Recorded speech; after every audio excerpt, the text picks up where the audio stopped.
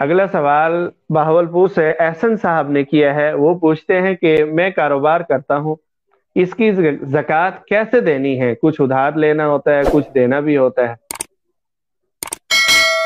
इसकी आसान सूरत यह है कि जो जितने उधार देने हैं तो वो उसको माइनस किया जाए, और इसके बाद जो रकम बचती है तो उस पर ज़कात आएगी 2.5% के एतबार से।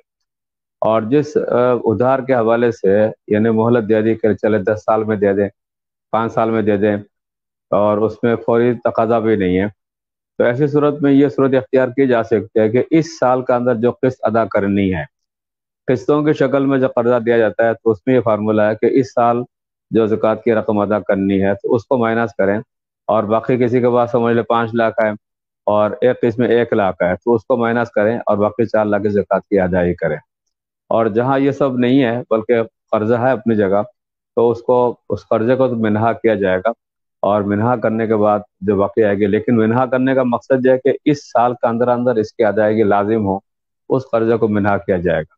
और जहाँ मुद्दत है, तवालत है, तो उसको सिर्फ और सिर्फ मौजूदा कर्जे को मिनहा किया जाएगा, आने वाले कर्जे को मिनहा नहीं किया जाएगा, ताकि ज़कात की अदायगी ना रुके। अगला सवाल लाहौर से मोहतरमा निमरा साहिबा ने किया है। वो पूछती है ज़कात का मुस्तहिक कौन है? आजकल तो मोबाइल, बाइक, टीवी, कूड़ा उठाने वालों के पास भी है और काम वालियों के पास भी है। अगर किसी के घर में TV, fridge, washing machine, bike और मोबाइल है मगर कर्जदार हो, बच्चों की स्कूल फीस नहीं देने को, स्कूल से नाम कटने वाला हो, साल में एक बार मुश्किल से कपड़े लेते हो, साल में 3-4 बार गोश्त खाते हो, कहीं शादी फोतगी, बहन भाई के घर आते जाते ना हो कि रकम लगेगी,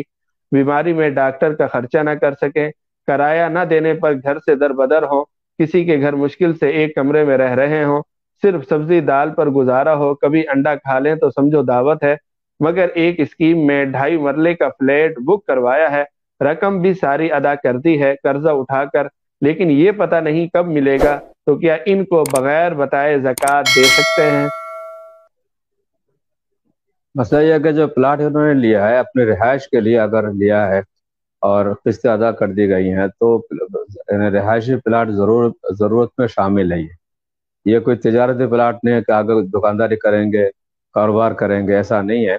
बल्कि अपनी ज़रूरत के लिए, अपनी रिहाइश के लिए प्लाट खरीदा है, तो इसकी वजह से ये निसाब के मालिक नहीं बनेंगे। नीज अलग से उनके पास सोना चांदी जेवरात वगैरह नहीं है, जैसा कि तफसील बयान की है, तो फिर वो मुस्तहिक़ ज़कात तो हैं, लेकिन इसका मतलब ये नहीं कि लोगों से मांगना शुरू कर दें। और हाँ, अलबत्ता कोई इनके हालात को समझते हुए, देखते हुए उनको ज़कात दे दें